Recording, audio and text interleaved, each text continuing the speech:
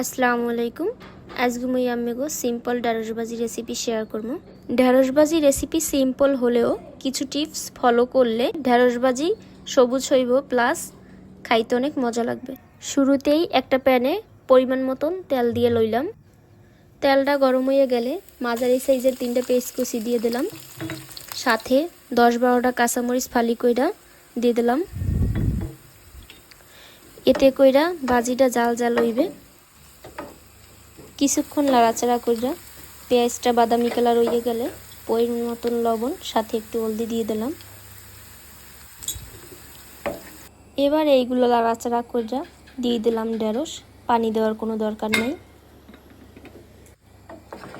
আরেকটা কথা, ভাজির মধ্যে একটু তেল বেশি পরিমাণেই লাগে।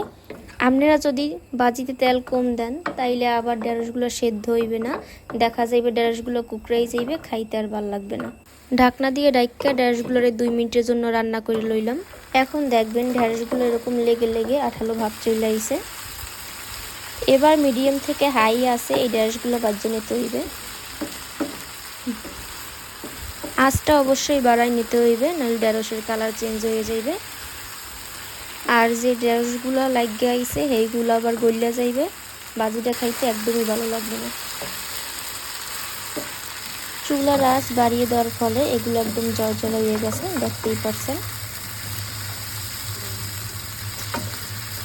এরকম আরও মজার মজার ভিডিও পাইতে আমার চ্যানেলটি সাবস্ক্রাইব করে পাশে থাকার অনুরোধ রইল।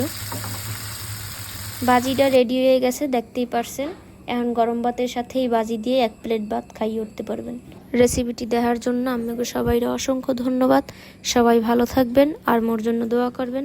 আল্লাহ হাফেজ।